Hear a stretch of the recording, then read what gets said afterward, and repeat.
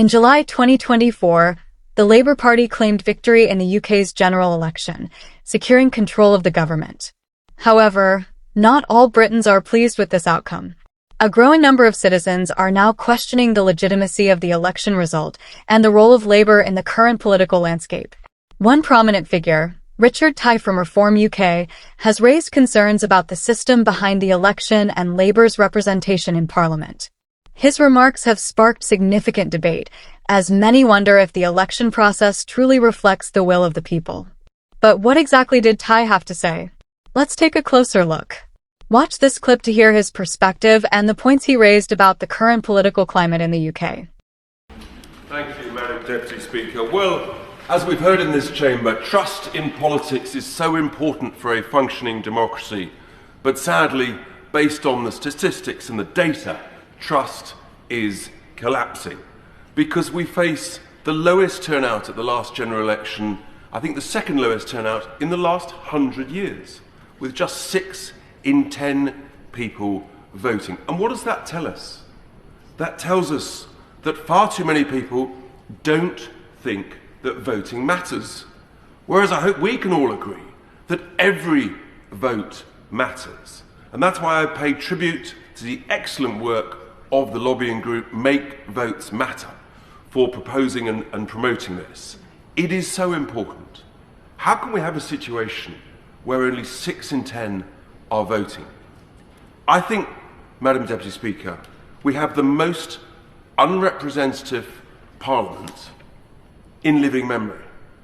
We have a situation where the governing party has about 34% of the votes cast, but 63% of the seats in this great House. What sort of system is that? I mean, it's completely unrepresentative.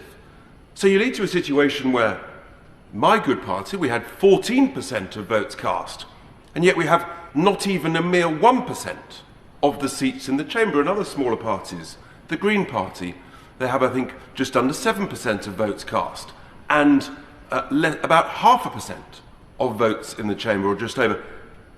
This is so damaging to trust in democracy. So we have 823,000 votes cast for reform per every single seat. And the Labour Party, a mere 23,000 votes for every single seat. I still have voters coming up to me saying, how does this work? And then people get confused because, as other honourable members have said, well, we've got this system for the general election, and we've got a different system in the devolved nations. Which one? Why can't we have a simple, single system that we know works, that is used, of course, in so many democracies around the world, a variant of proportional representation?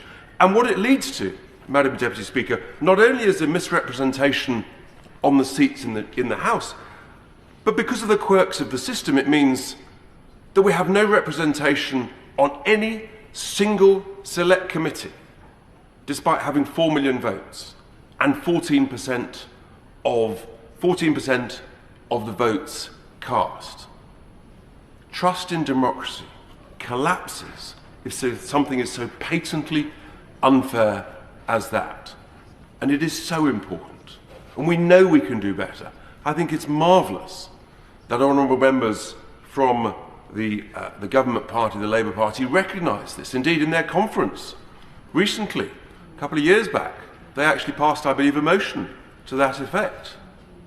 Fairness is absolutely vital, Madam Deputy Speaker, because if not, what then happens is that in terms of this misrepresentation, you have also a complete misrepresentation of the views of the people on critical issues like immigration, like net zero, because you end up with a sort of uniparty type approach. And that cannot be good for democracy. If people feel, well, all of our views, you can't be represented, so what's the point of bothering? I'm just going to carry on in my own life. Whereas actually, we all know that more engagement from so many people of all ages, young, medium and old, is vital for a functioning, true democracy. Thank you, Madam Deputy Speaker.